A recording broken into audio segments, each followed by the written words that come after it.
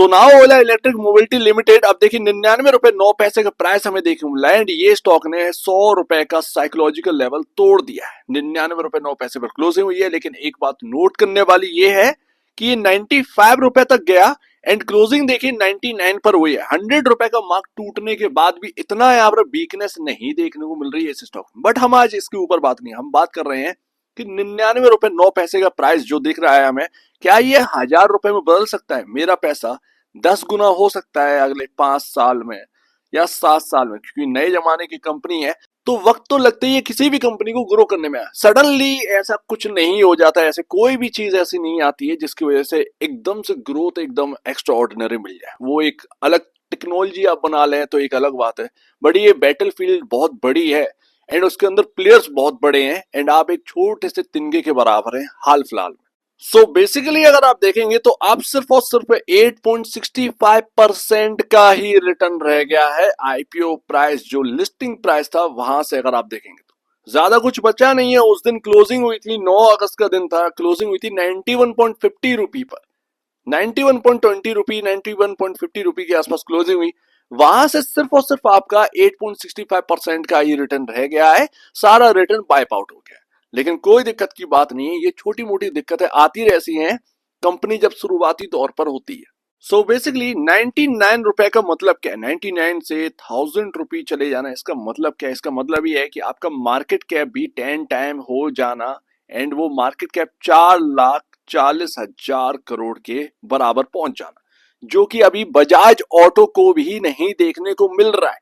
But मैं आपको बता दूं कि ओला इलेक्ट्रिक को अभी आप जितना भी प्रॉब्लम देख लें, चाहे वो सर्विस सेंटर से रिलेटेड हो या कोई भी हो, मान के चलिए कि एक कोई फॉरेन कंपनी है, राइट, एंड उसने इंडिया के अंदर एंटर किया, तो आते ही यहाँ पर ना सर्विस सेंटर नहीं ओपन करेगा, एकदम से नहीं, एकदम यहाँ पर एक्सपेंड हो जाएगी, प्रॉब्लम्स आएंगी। बट हाँ, प्रोडक्ट को लेकर कितना प्रॉब्लम है ये इंपॉर्टेंट है। या तो वो अपना प्रोडक्ट मजबूत दे एंड तब तक सर्विस सेंटर यहाँ पर जो है एक्सपेंड कर ले। यहां पर ओला के साथ क्या हो रहा है कि प्रोडक्ट पर बहुत सारी दिक्कतें आ रही हैं जो कि बताई जा रही हैं सोशल मीडिया पर जो चल रही हैं। बात ये समझिए कि नई कंपनी है, वो अपने टेक्नोलॉजी को थोड़ा सा चेंज करेंगे, दिक्कतें जो आ रही हैं तो उनको दिक्कतों को समझकर वो आगे के लिए तैयारी कर रही है। ऐसे में अगर कोई स्टॉक पर दबाव देखने को मिलता है तो कोई दिक्कत की बात नहीं है। अब हाल फिलहाल में बजाज ऑटो को अगर आप देखेंगे तो 3,28,912 करोड़ रुपए का यहाँ पर आपके सामने मार्केट कैप देखने को मिलता है। 4 लाख करोड़ का तो कोई है ही नहीं। अभी तक कोई भी यहाँ पर ना टू व्हीलर मोटो अभी तक इसे प्राइस को टच नहीं कर पाया, इस मार्केट कैप को टच नहीं कर पाया हाल फिलहाल में। अब सिंपल सी बात ये है कि अगर आपको यहाँ पर 4,40,000 करोड़ का मार्केट कैप चाहिए तो उस हिसाब से आपको प्रॉफिटेबिलिटी भी चाहिए। जो बजाज ऑटो की प्रॉफिटेबिलिटी हमें देखने को मिलती है 7,732 करोड़ रुपए की, वही कहीं ना कहीं आपको भी चाहिए होगी, जिसमें कोई बहुत बड़ी दूरियां नहीं है। आप अच्छे खासे तरीके से प्रॉफिट बना सकते हैं, ऐसी कोई बात नहीं है कि आप नहीं बना सकते हैं। बट हाँ, अगर आपको इतना बड़ा बनना है तो आपको यहाँ पर प्रॉफिटेबिलिटी इतनी बड़ी चाहिए एंड सेल्स भी कुछ इस तरीके की ही चाहिए। अब हाल फिलहाल में अगर आप देखें तो नंबर्स अच्छे नहीं आ पाएंगे कई क्वार्टर्स तक ओला के, ये तो आप ध्यान रखिए। लेकिन हम बात कर रहे हैं 5 साल का, नजरिया तो कम से कम बड़ा रखिए।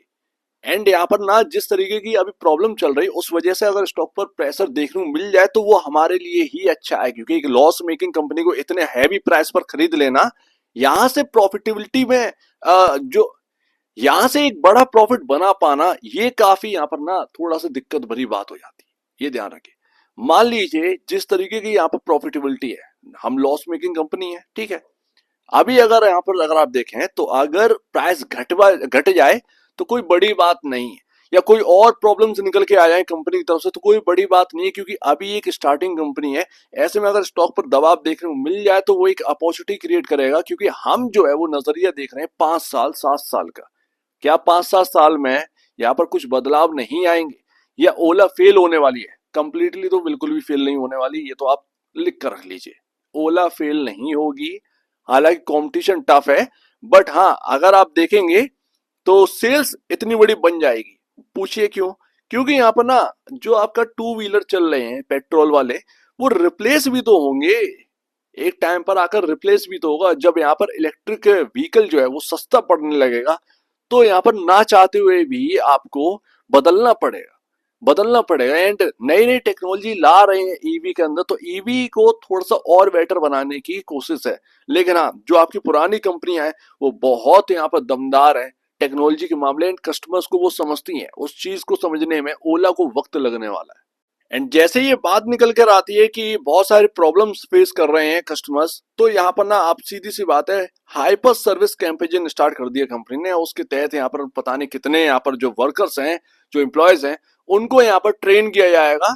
एंड नए सेंटर्स, 1000 सेंटर्स का नेटवर्क यहाँ पर एक्सपेंड करने की बात कर रहे हैं। दिसंबर 2024 निकल कर आ रही है ये बात, तो ये एक अच्छी बात है। अब जो बाइक लॉन्च करी है, तो सिंपल सी बात है, बाइक में और यहाँ पर चीजें चेंज करेंगे ना। और कहीं ना कहीं अगर एक मैनुअल वाला अगर आ गया, क्योंकि लोगों को मैनुअल पसंद है आज की डेट में, ध्यान रखिएगा मैनुअल का यहाँ पर वक्त खत्म नहीं होने वाला। मैनुअल अगर गियर सिस्टम कैसे भी कर अगर इलेक्ट्रिक व्हीकल में आ गया, तो इससे पीछे कोई हटेगा ही नहीं। तो जगह बहुत बड़ी है, बहुत सारे जो टू व्हीलर व्हीकल्स हैं वो यहाँ पर रिप्लेस होने के लिए बैठे हैं। टेक्नोलॉजी यहाँ पर नई है इलेक्ट्रिक, तो उसके लिए एकदम से कोई आगे नहीं बढ़ रहा है। एंड खासकर अभी की जैसी खबरें चल रही हैं ओला को लेकर, उसकी वजह से कस्टमर थोड़ा सा पीछे भी हट रहा है। जो कि जो डिस्काउंट ये दे रहे हैं वो चीज बता रही है कि डिस्काउंट इसीलिए आता है ताकि अपना माल जल्दी से जल्दी बेच सके। यहाँ पर इन्वेंट्री कहीं ना कहीं इकट्ठी है, तो वो चीज अभी ना हाल फिलहाल में प्रॉब्लम है। दैट्स वाई मैं इसीलिए आपसे कह रहा हूँ कि एक अच्छा प्राइस ना मिल जाए, तो यहाँ पर अगले 5 साल 10 साल के लिए आप देख सकते हैं।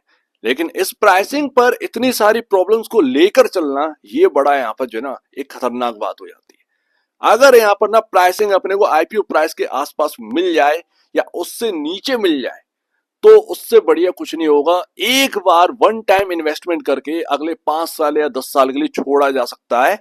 ऐसे में आपका जो मार्केट कैप है वो भी ठीक ठाक आ जाएगा, आपका जो प्रॉब्लम्स है उसमें बिल्कुल प्राइस में प्राइस्ड हो जाएंगी, तो कोई दिक्कत की बात नहीं। लेकिन इस प्राइसिंग पर अभी जो है ना वो यहाँ पर ठीक ठाक नहीं लगता लॉन्ग टर्म इन्वेस्टमेंट के लिए, ये हमें समझ में आता है। लेकिन हाँ, प्राइस भगवान है, भाव भगवान है।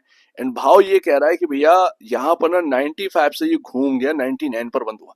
हालांकि हुआ तो 100 रुपए के नीचे ही है, 1 रुपए नीचे, बट इतना भी कोई नेगेटिव नहीं है। अब अगर यहाँ पर बार बार क्लोजिंग देने लगे 100 रुपए के नीचे, तो वो काफी नेगेटिव हो जाएगा। फिर तो ये तय कर लिया है ओला ने कि हाँ भैया डाउन ही जाना है।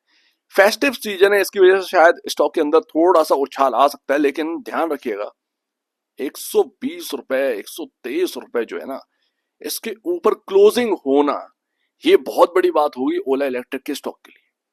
अगर क्लोजिंग मिल जाती है एंड उसके ऊपर सरवाइव करना स्टार्ट कर देता है, तब तो फिर कहने क्या, फिर तो कहीं ना कहीं ये जो हाई लगा था उसके पास जाने की तैयारी हो रही है। तो ये बात है। फिलहाल तो आपको ये मानना पड़ेगा कि जो भावेश जी हैं, उनका यहाँ पर क्या कहना है। जब उनसे पूछा गया प्रॉफिटेबिलिटी के ऊपर, तो उन्होंने कुछ नहीं कहा। उन्होंने कहा कि हम काम कर रहे हैं, बेस्ट काम कर रहे हैं, जल्द से जल्द हम आने की कोशिश कर रहे हैं, लेकिन अभी टाइम लगेगा। उनकी तरफ से भी ये बात है कि टाइम लगेगा, क्योंकि टू व्हीलर सेगमेंट में बहुत टफ कंपटीशन है, तो आसान नहीं होगा सारी चीजें मैनेज करना। इधर उधर के खर्चे बहुत है, नई कंपनी है, वेल सेटल्ड कंपनी नहीं है, अभी टाइम लगेगा। तो इसमें ना स्टॉक ऊपर नीचे काफी ज्यादा होगा, वॉलेटिलिटी काफी ज्यादा यहाँ पर देखने को मिलेगी। लोअर प्राइसेस पर जितना मिल जाए उतना ही बेहतर है लॉन्ग टर्म के लिए। लाइक जोमेटो में भी कुछ ऐसा ही हुआ था। लिस्टिंग के बाद लगातार धड़ाधड़ गिरा था, चला भी उसी तरीके से, लिस्टिंग के बाद चला था जिस तरीके से ओला चला, एंड उसके बाद लगातार टूटा था, 40 रुपए तक आया, एंड 40 रुपए के बाद आज की डेट में 300 पर है। तो ये आप समझ रहे ना, इम्पॉसिबल कुछ भी नहीं होता, सब कुछ पॉसिबल है।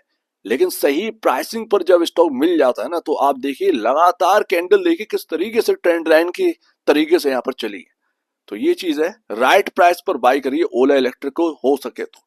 एंड रही बात 1000 रुपए की, तो 1000 रुपए भी दिखेंगे, कोई बड़ी बात नहीं है, लेकिन उसके लिए वक्त दीजिए। जितना ज्यादा समय देंगे उतना ज्यादा बेहतर रहेगा इस कंपनी के लिए। एंड वन टाइम के लिए यहाँ पर तैयार रहिए, जब निचले लेवल एकदम मिल जाए, बाई चांस अगर मिल गए, तो वो वन टाइम इन्वेस्टमेंट करके छोड़ दीजिए। लेकिन रिस्क उतना ही लेना है नई कंपनी के साथ जितना जोखिम उठा सके, ये भी आपको याद रखना। जरूरी ये नहीं है, हमने यूएस के अंदर देखे कि किस तरीके से कंपनियां आई और किस तरीके से कंपनियां जाती हुई दिखाई थी। ऐसा नहीं कि हर कंपनी सक्सेसफुल हो गई है, तो ये ध्यान रखिएगा। नाम सबको रटा हुआ है ओला, इसका मतलब ये नहीं है कि सब कुछ यही है।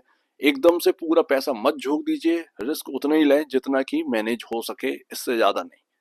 सो उम्मीद है काफी कुछ आपको समझ में आया होगा। एक बार निवेश से पहले या बेचने से पहले अपने ब्रोकर एडवाइस से जरूर सलाह लीजिए। खुद की स्टडी करिएगा, उससे बेहतर कुछ भी नहीं। खुद की स्टडी मस्त है तो आप दीजिए वीडियो देखेंगे वो तो धन्यवाद दोस्तों।